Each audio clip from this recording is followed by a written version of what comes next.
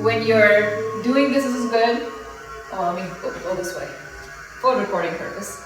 You're gonna, do this. Inhale, exhale, open your shoulders, drop your hands down, okay? Next, you wanna look forward always. Inhale, okay? And then exhale. Then inhale, keep looking forward, don't look down. What you're doing is you're doing this. When you're looking down, you're kind of like rounding your shoulders a bit. So work on just looking forward. That was the one thing I wanted to point out. So basically just look forward and everything else is the same. So when you're looking forward, knees down, chest down, okay? Again, now you're looking up, completely up, fully up. Here, you will look fully down, everything. And then the second thing I wanted to point out was, you bring your right foot forward, right? When you bring your left foot forward, or whichever foot, you want to open up your heels. So you want to open it up. And then you take your arms back, and then bring it forward. So just two things. One is looking forward. Second is opening this. Why opening this?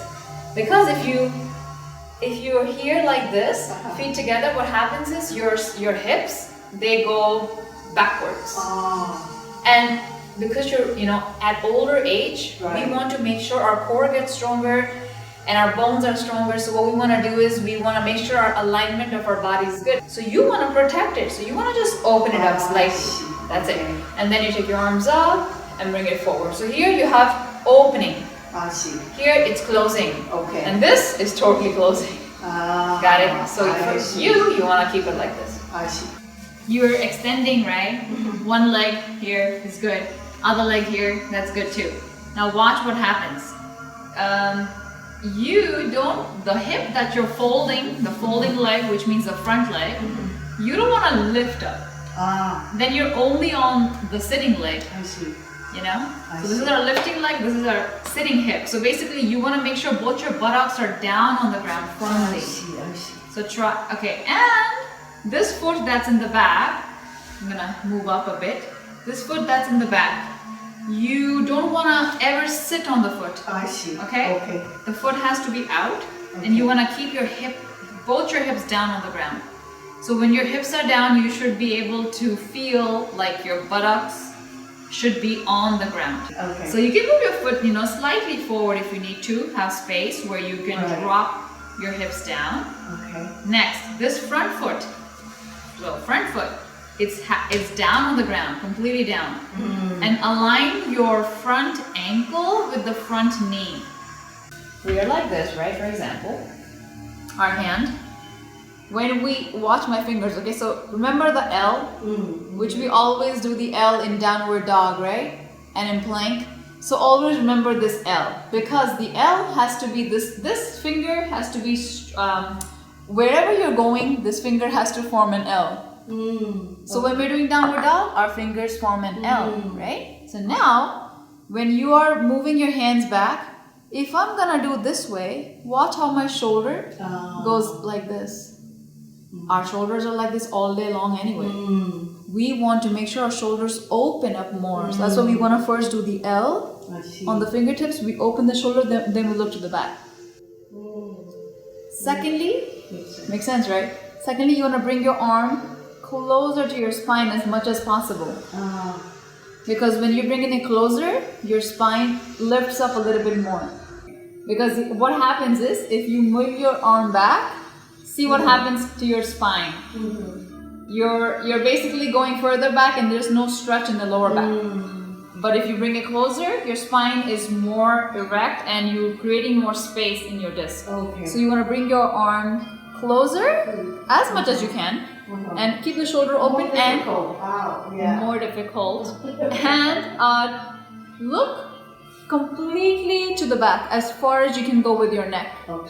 So then you have a neck stretch, shoulder stretch, spine stretch with the help of your arm. Shoulder opens, spine is, you're sitting tall, and your buttocks are on the ground, and your front foot is on the ground, so you're feeling the pose. I recommend you to do one more thing. So your feet are together, perfect. Then you can point your toes or you can flex them, okay? If you're not warmed up, just relax them. Okay. But if you're warmed up already, heart rate is up, you're sweating, it's okay to flex completely.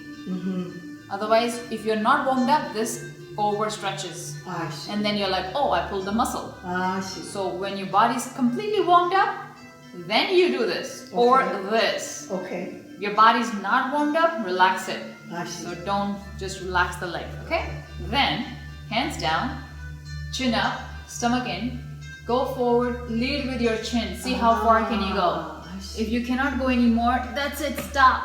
And now my legs are relaxed, okay? Because I'm not warmed up. Then you relax your head. One thing, when we are stretching, we just stay. We don't do jerking. Okay.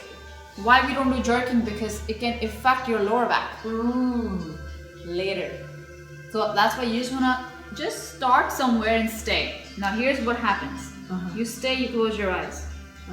After 5 breaths, your body becomes more flexible. Then you go a little further. Then you go a little further.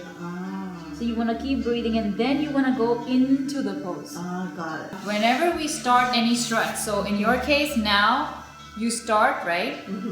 Relax the leg completely. Just make sure your toes are pointing up. And then you want to go, but you want to only go where you're like, oh, that's it, it hurts. Okay. But you already feel a stretch. Okay. You don't want to go over that. Okay. So you just start where you're comfortable. And it's still stretching someplace. Okay. Also, okay, make sure your foot, right? We call this 12 o'clock foot. 12 o'clock means the time is 12 with our toes. 1 o'clock is 1 o'clock, 2, 3, 4. Got it? So keep it at 12 o'clock first. Then you can point your toes or just relax it, okay? Now you take your hands, go further, then take your arm back and bring it closer to your ear. Okay, now just stay there. Don't go deeper into the pose. Okay. Just stay here, right? Now you feel something, right? Yeah, just right here. Something. Yeah. And then you just stay here, you breathe. I see. After 5-10 breaths, then we go a little further. I see. Then we go a little further. Then we go, and then we improve the stretch. So we never start. This is A. We never start from A to Z like right away. So we should never go into the pose starting with like, let me stretch. It doesn't work that way. It's like a rubber band. You want to slowly open the rubber band. You want to go doof, snap. Yeah. Then you're going to snap something. Yeah. So always learn in yoga stretching poses. You always start where you're comfortable. Because one thing is your mind will tell you, no, stretch more, you're flexible. Don't listen to what your mind is saying. Your mind will play games with you. It will want you to go push more, push more. It's basically egoistical. So it wants you to compete with your own self. You don't want to do that. You want to go slow, slow, breathe, concentrate. Okay, you feel okay, I opened this up, now I can go more. Now I can go a little more. Now a little more. Now, then you go into the pose. Another thing, this shoulders open completely to the back. Okay. One last recommendation. When you're going in the pose, your knees will tend to lift up. You want to keep them down as much as possible. Okay. And if you're really tight in the hamstring, it's okay to like lift up by yourself because you know you're lifting by yourself. But you don't want to go further and lift the knee. You're overcompensating in your stretch. I see. You just want to. So in your case, sometimes I saw your knees were lifting up automatically. I know that. So don't go further to the ankle. I see.